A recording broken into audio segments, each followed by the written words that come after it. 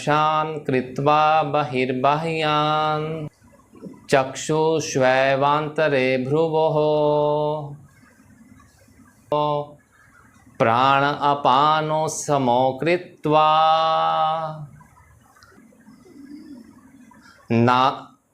नासाभयंत्रचारिणो इंद्रिय मनोर्बुद्धिः मोक्षपरायणः विगतेच्छा भयक्रोधो यह सदा मुक्त एव सः। थोड़ा सा समझते हैं। पहला मैं पहले चलो पढ़ता हूँ क्या कह रहे हैं। बाह्य पदार्थों को बाहर ही छोड़कर और नेत्रों की दृष्टि बाहों के बीच में स्थित करके तथा नासिका में विचरण करने वाले प्राण अपान वायु को सम करके जिसकी इंद्रियां, मन और बुद्धि अपने वश में हैं, जो मोक्षपरायण है तथा जो इच्छा, भय और क्रोध से सर्वथा रहित है, वह मुनि सदा मुक्त ही है। तो इसमें जो पहला पॉइंटर आपको देना चाहेंगे वह ये कि आपका जो प्राण अपान है वो आपका पूरी तरह से सम होना चाहिए। सम कैसे होगा? जब आपका जो सांस यानी जो आ रहा है और जा रहा है वह गहरा होगा। दूसरा, अब ये आने जाने का इसमें एक और मज़े की बात है। अगर आपको लास्ट वीक का ध्यान है तो बात की गई थी चक्रों की, सप्त चक्रों की, जो हमारी रीढ़ की हड्डी में सूक्ष्म रूप से जिनका एक लोकेशन आपको बताया गया था, उनसे क्या प्रभाव पड़ते हैं वह भी आपसे चर्चा की गई।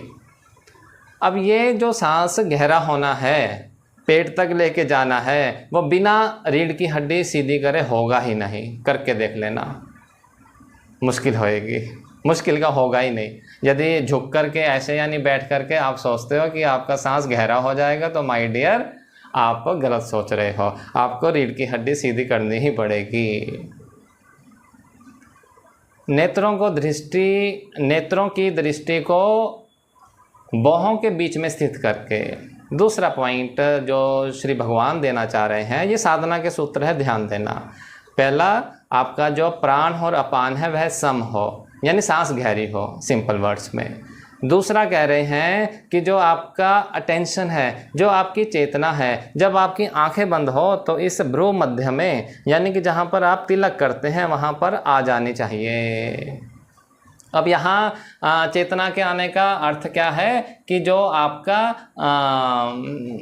आज्ञा चक्र है वह जागृत हो, और आज्ञा चक्र जागृत होते ही आपके जो माइंड का कनेक्शन, माइंड के न्यूरॉन्स एक्टिवेट होने शुरू हो जाएंगे। तो बहुत साइंटिफिक है ये बातें, पर श्लोक के फॉर्म में दी गई हैं। कोई डॉक्टर साहब, कोई साइकेट्रिस्ट आपको प्रिस्क्रिप्शन नहीं दे रहा ऐसा, इसलिए शायद लग रहा होगा कि क्या श्लोक ही तो हैं, पर ऐसी बात नहीं है। आप इनको जब कम से कम 1 साल साधना करेंगे तो आप पाएंगे कि इसमें बहुत आपकी जो आप साधना कर रहे हैं आपको एक रस आना शुरू हो जाएगा। आप एक बात बताइए, कोई एक जना बताइए कि आपको जब दर्द होता है, दर्द दुख देता है सुख देता है? ये बताओ, आप लोग कभी एक्सरसाइज वगैरह किए? में भी तो शरीर में पीड़ा होती है, वो सुख देती है, पर मज़ा तो आता है इसलिए रोज़ करते हो, नहीं तो क्यों करोगे? आप जो एक्सरसाइज करते हैं उनकी बात कर रहा हूँ। जो आलसी हैं वो तो करेंगे ही नहीं, पर जो आप यानी बॉडी बिल्डर्स को देखो तो वो दुख दे रहे हैं, उनको मज़ा आ रहा है उस दुख में। तो कहीं ना कहीं ये जो परिभाषा है ये भी हमने ही डिफ़ाइन करी हुई है अपने दिमाग में कि जो पेन है वह दुख देगा, पर वो पेन आ कहाँ से रहा है? अब मेरी थोड़ी बात समझना कि मैं कहना क्या चाह रहा हूँ। जब आप अपने उस पेन को भी चैनलाइज कर लेते हो, उसको भी एक दिशा दे देते हो, तो वो भी सुख का कारण बन जाता है। इसी तरह से जब आप अपनी जो निरंतर साधना कर रहे हो उसमें यदि ये थोड़ा सा दुख, अभी मैं दुख बोल रहा हूँ क्योंकि इसको करने में आपकी चेष्टाएं लगेंगी, इसको करने में आपके एफर्ट्स लगेंगे, इसको करने में आपको लगेगा कि कुछ मुझे बैठना पड़ रहा है, खड़े खड़े ये सब काम नहीं हो पाएंगे। आपको एक अभ्यास के लिए आसन चाहिए होगा, आपको अपना सांस गहरा करने के लिए शरीर को उतना शिथिल भी करना होगा, अन्यथा ये पॉसिबल नहीं है। तो ये थोड़ा दुख होगा। पर जब आप कम से कम 40 दिन ये जो प्रभु आपको साधना दे रहे हैं यह कर लेंगे, तो उसके बाद होगा क्या, वह सुनते हैं। क्या कहते हैं, द्वारा से मैं पढ़ता हूँ, बाह्य पदार्थों को बाहर ही छोड़कर।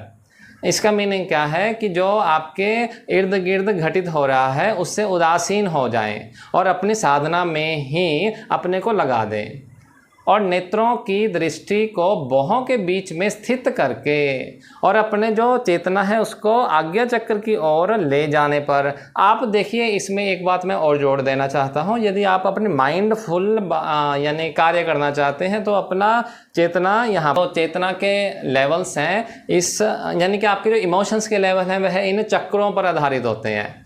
मान लीजिए आप इमोशंस चाहते हैं, प्यार करना चाहते हैं, प्यार की तरंगे आदान प्रदान करना चाहते हैं, तो अपने हृदय चक्र की ओर, यानी कि जहाँ पर आपका हृदय है यहाँ पर आप अपनी चेतना को लेकर आइए और सांस को लंबा कीजिए और अपना जो भी मंत्र कर रहे हैं वो साथ साथ करते जाइए।